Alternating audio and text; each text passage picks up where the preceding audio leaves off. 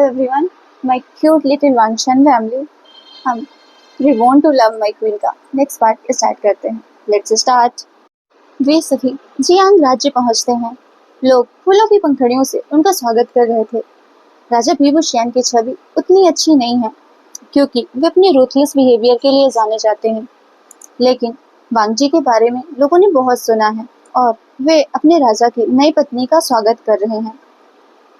वांगजी ने अपने कैरेज से थोड़े पर्दे को हटाया और बाहर की ओर देखा, फिर मुस्कुराया, यह जानते हुए कि राज्य के लोग उसकी गाड़ी पर फूल बरसा रहे हैं. उसने अपने मन में सोचा, ये मेरे प्रति बहुत स्वागतपूर्ण है.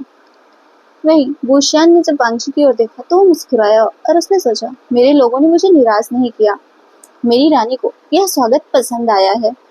पर जब वांगजी ने को घूरते हुए पाया तो उसकी मुस्कुराहट एक ग्लेयर में बदल गई. उसने अपने मन में सोचा, ये वास्तव मुझे हर समय घूरता क्यों रहता है. इस राज्य के लोग बहुत प्यारे हैं, लेकिन उन्हें ब्लड थ्रस्टी वैम्पायर मिला है अपने राजा के तौर पर. वहीं बूशियान वांगजी की तीखी निगाहों से जो आगे बरस रही थी उससे देखते हुए अपनी नजरें फिर भी उससे नहीं हटाई और अपने मन में सोचा, यही सब है जो मेरी बटरफ्लाई जिसकी हकदार है. मुझे अतीत के लिए बहुत खेद है. मैंने तुम्हारा बहुत अपमान किया, तुम्हें बहुत ह्यूमिलेशन का सामना करना पड़ा, लेकिन अब से तुम्हें केवल प्यार मिलेगा इस राज्य के लोगों से उनकी रानी के रूप में और मुझसे मेरी पत्नी के रूप में. वे अब सब जियांग महल के शाही द्वार के सामने थे. बूशियान अपने घोड़े से नीचे उतरा और अपने माता पिता की ओर आगे बढ़ लिया. जब वांगजी को एहसास हुआ कि गाड़ी चलना बंद हो गई तो उसने बाहर देखा. उसने देखा कि बूशियान अपने घोड़े से नीचे कूद कर एक दिशा में बढ़ा और उसने देखा कि बूशियान जहाँ जा रहा है वहाँ राजसी लोग खड़े हैं. उसने अपने मन में सोचा, जरूर उसका परिवार होगा. वहीं बूशियान अपने परिवार के सदस्यों की ओर चला. उसने अपने हृदय पर अपना हाथ रखा और अपने माता पिता के सामने थोड़ा झुककर सम्मान दिया. हालांकि वे हर बेटे की तरह झुकना चाहता है अपने माता पिता के सामने, लेकिन वे ऐसा नहीं कर सकता क्योंकि यह नियम के विरुद्ध है. वहीं जियांग खन्यान मुस्कुराए और उन्होंने अपने बेटे का कंधा थपथपाया, जबकि मैडम यू ने एक हाथ से अपने बेटे के चेहरे को थामा और उससे पूछा, तुम्हारी यात्रा कैसी रही. बहुत अच्छी थी माँ, विंग ने उत्तर दिया. तब मैडम यू ने गाड़ी की दिशा की ओर देखा और कहा, अब जाओ और मेरे सन इन लॉ को यहाँ लेकर आओ. मैंने सुना है कि उसके पास गॉड गिफ्टेड ब्यूटी है. भूषण ने नोट किया और गाड़ी की दिशा में चल गया. उसने अपना हाथ आगे बढ़ाया और कहा, बटरफ्लाई. वांगजी ने पर्दा हटाया और भूषण की ओर देखा तो भूषण ने कहा, मॉम तुम्हारा स्वागत करना चाहती हूँ. बट वांगजी ने उसके हाथ को अस्वीकार कर दिया और स्वयं ही गाड़ी से नीचे आ गया. वहीं भूषण ने एक आह भरी, लिटिल टाइगर. वांगजी राज परिवार की ओर चला और सबको बो करके प्रणाम किया. मैडम ने मुस्कुराकर अपना हाथ वांगजी की ठोड़ी के नीचे रखा और कहा, मैंने सही सुना था राजकुमार वांगजी, आपके पास सच में गॉड गिफ्टेड ब्यूटी है. वांगजी थोड़ा मुस्कुराया और उसने फिर से बो करके कहा, thank you your highness. Madam हंसी और उन्होंने कहा, मैं सिर्फ तुम्हारी योर हाइनेस या तुम्हारी मदर इन लॉ नहीं हूँ. तुम्हें मुझे इस तरह से संबोधित करने की जरूरत नहीं है. तुम मुझे अपने हस्बैंड की तरह मॉम कह सकते हो. वहीं बूशियान मुस्कुराया और उसने अपने मन में सोचा, आपने हमेशा उससे इतना ही प्यार किया है ना माँ. आपने उसका बचाव तब किया जब किसी ने उसका बचाव नहीं किया. फिर वांगजी ने कहा, लेकिन तुम. मैडम यू ने मुस्कुराते हुए कहा, कोई लेकिनों की नहीं, ये तुम्हारी मदर इन लॉ का ऑर्डर है. वांगजी थोड़ा सा मुस्कुराया और उसने कहा, ठीक है मदर. तभी जैंग खन्या आगे आए और उन्होंने कहा, हेलो वांगजी, मैं तुम्हारा फादर इन लॉ हूँ और साथ ही तुम्हारे पिता का अच्छा दोस्त भी हूँ. जब मैंने आखिरी बार तुम्हें देखा था तब तुम केवल 2 वर्ष के थे. अब तुम इतने सुंदर हो गए हो. हमारे परिवार में तुम्हारा स्वागत है लिटिल ओमेगा. उन्होंने अपनी एक डिम्पल मुस्कान दी. वांगजी ने जैंग खन्या को झुककर प्रणाम किया और कहा, thank you father in law. हर कोई हंसने लगा तो वांगजी ने अपने मन में सोचा, क्या मैंने कुछ गलत कहा है? मुझे लगा कि फादर इन लॉ सही कह रहे हैं और वैसे भी वो मुझे पहले से जानते हैं, इसीलिए मैंने उन्हें सीधे अलग तरीके से संबोधित किया। वहीं जब जियांग फिंगे ने वांगजी के भ्रमित चेहरे को देखा तो उन्होंने हंसते हुए कहा, मुझे फादर कहो सन इन लॉ। वहीं वांगजी ने थोड़ा रोते हुए कहा, ठीक है फादर, पर आप भी मुझे आज से सन इन लॉ नहीं कहेंगे, आप भी मुझे लांजान कह सकते हैं। वहीं भूषण हंसा, उसने भी मन में सोचा, कौन कहेगा कि ये सब पहली बार मिल रहे हैं। हैंगमैन ने नोट किया और कहा, हमारे परिवार में स्वागत है तुम्हारा वांगजी। तभी वहां पर जियांग जिन थोड़ी देर से है, उसने अपने फादर के सामने झुककर रो किया और कहा, आई एम सॉरी फादर, मुझे देर हो गई। फिर उसने वांगजी की ओर देखा और फिर अपनी माँ की ओर देखा और पूछा, क्या ये ब्रदर इन लॉ है? तो मैडम ने नोट किया। जियांग जिन ने थोड़ा वांगजी को वो किया और कहा, आपका वेलकम है ब्रदर इन लॉ। मैं राजा बी बुशियान का छोटा भाई हूँ, राजकुमार जियांग चंग। वहीं वांगजी ने भी कहा, थैंक यू प्रिंस।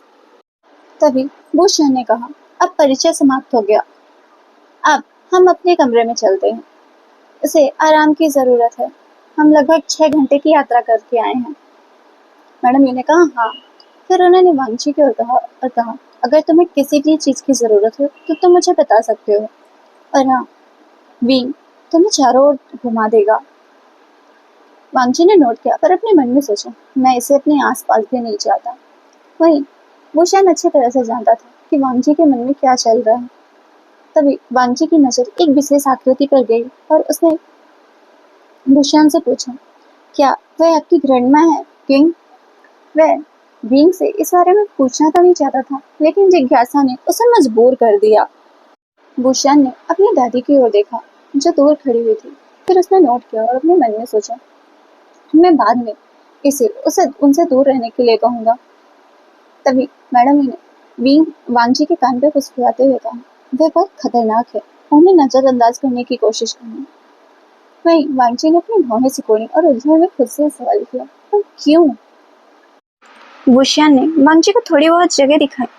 फिर उसने एक बड़े कमरे में प्रवेश करते हुए कहा, और यह रहा तुम्हारा कमरा। वांगजी ने चारों ओर देखा और कहा, बुरा नहीं है। वहीं भूषण वांगजी के जवाब पर मुस्कुराया और कहा, तुम अपनी पसंद के अनुसार यहाँ की चीजों को बदल सकते हो। वहीं वांगजी ने उसका उपहास उड़ाया और कहा, तुम्हें मुझे बताने की जरूरत नहीं है, मैं वैसे भी ऐसा ही करने जा रहा हूँ। भूषण ने अपने सर को नोट किया और वहां से जाते हुए कहा, आराम करो, मैं कुछ काम करके आता हूँ। वांगजी ने अपनी भौहें उठाई और उसने अपने मन में, मेरे कमरे में क्यों आएगा? वहीं लगभग 2 घंटे के बाद वांगजी बिस्तर पर सो रहा था, पर वास्तव में सो नहीं रहा था, लेकिन थोड़ी नींद लेने की कोशिश कर रहा था। पर इस नई जगह में नींद उससे दूर भाग रही थी। तभी भूषण कमरे में दाखिल हुआ और पाया कि वांगजी सो रहा है। वो मुस्कुराया और वांगजी की ओर चल दिया। जब वांगजी को एहसास हुआ कि कोई उसके बिस्तर के पास खड़ा है, तो उसने तकिए के नीचे छिपाया हुआ अपना खंजर पकड़ लिया और सोने का नाटक करने लगा। भूषण वांगजी के बिस्तर के पास है और वांगजी के गालों को छूने ही वाला था। उसने बोला, माय ब्यूटीफुल क्वीन। पर तभी वांगजी ने अपनी आंखें खोली और अपना खंजर भूषण के हाथों पर घोंपने ही वाला था, और भूषण ने खंजर को पकड़कर रोक लिया। उसने अपने मन में कहा, मुझे पता था माय क्वीन, पिछली बार की तरह सेम चाल, लेकिन मैं वही नहीं करूँगा जो मैंने पहले किया था। नहीं, वांगजी ने क्रोधित होते हुए कहा, क्या मैंने आपको पहले नहीं कहा था, मेरी अनुमति के बिना मुझे मत छूना? वहीं भूषण ने वांगजी से खंजर लेते हुए कहा, मैं तो बस तुम्हारे प्रशंसा कर रहा था। वहीं वांगजी ने चिल्लाते हुए कहा, मुझे तुम्हारी प्रशंसा नहीं चाहिए। भूषण ने स्माइल के साथ कहा, पर मैं अपनी पत्नी की प्रशंसा तो कर सकता हूँ। वहीं वांगजी ने क्रोध से दूसरी ओर देखा। तभी भूषण ने कहा, ठीक है, अब मैं ऐसा नहीं करूंगा बटरफ्लाई, चलो सोते हैं। तो वांगजी ने चिल्लाते हुए कहा, तो फिर तुम अपने कमरे में जाओ। तभी भूषण ने कहा, बटरफ्लाई, मैं नहीं जा सकता, मुझे यहीं आपके कमरे में सोना होगा। जब वांगजी ने उसे अपने गुस्से और लाल आंखों से घूरा तो वुशियान ने गल्प किया और कहा, माई बटरफ्लाई, मैं कसम खाता हूँ, यह नियम है, मैं कुछ नहीं कर रहा, मैं यहाँ सिर्फ सोने के लिए आया हूँ। वांगजी ने गुस्से में ही कहा, क्या बकवास रूल है ये। तो वुशियान ने कहा, हम न्यूली मैरिड कपल है ना, तो हमें कम से कम एटलीस्ट 1 महीना तो साथ में ही गुजारना पड़ेगा। वही वांगजी ने चिल्लाते हुए कहा, 1 महीना।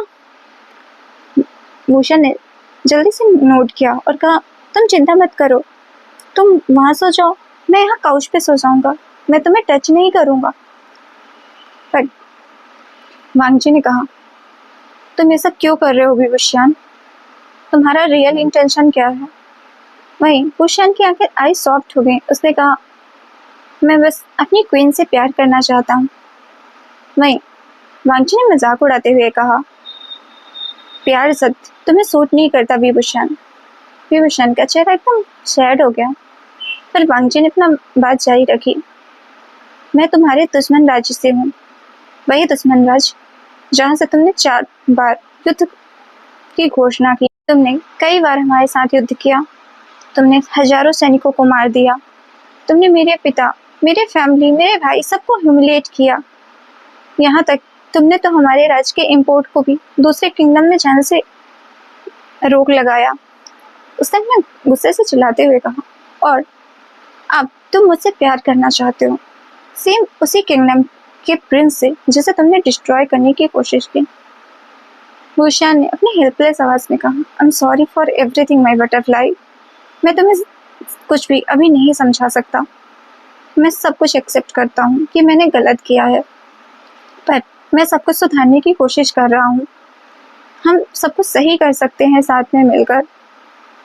हम तुम्हारे यहाँ के पीपल से कनेक्ट होने की कोशिश करेंगे, उनकी मदद करेंगे, मैं उनके साथ अपना रिलेशनशिप सही करूँगा। तभी वांगजी ने गुस्से में कहा, तो क्या एक सॉरी सब कुछ सही कर सकता है? वो सारा लॉस जो हमने फेस किया है, क्या तुम्हारा एक सॉरी वो सब कुछ कवर कर देगा? वो शियान स्पीचलेस था और गिल्टी भी। तभी वांगजी ने कहा, और आप लोगों को जोड़ने की बात कर रहे हैं, क्या आपको लगता है कि आपके लोग आपसे प्यार करते हैं विभूषण? वे आपसे डरते हैं। पहले उनसे जोड़ने की कोशिश करें और फिर लान किंगडम के बारे में बात करें। वही भूषण वह जानता था कि यह सच है। उसकी माँ ने हमेशा उसे कुछ चीजें ना करने के लिए कहा था, लेकिन उसने केवल अपनी दादी से को ही सुना। वह केवल अपने पिछले निर्णयों पर पछता सकता है। तभी वांगजी ने कहा, मेरे करीब आने की कोशिश मत करना विभूषण, तुम सिर्फ मेरा गुस्सा बढ़ा रहे हो। वहीं भूषण ने दुखी होते हुए कहा, मुझे माफ कर दो बटरफ्लाई, बस सो जाओ, मैं सोफे पे सो जाऊंगा। वांगजी ने कहा, तुम ऐसा फेस मत बनाओ विभूषण, जैसे कि तुम विक्टिम हो, क्योंकि तुम ही विलेन हो। वहीं भूषण ने एक आह भरी और सोफे की ओर चल दिया। उसने मन में कहा, मैं बस इतना ही कह सकता हूँ, आई एम सॉरी, लेकिन मैं पुनर्जन्म ले चुका हूँ, सिर्फ तुम्हें प्यार करने के लिए माई क्वीन। तो गाइस, आज के लिए बस इतना ही।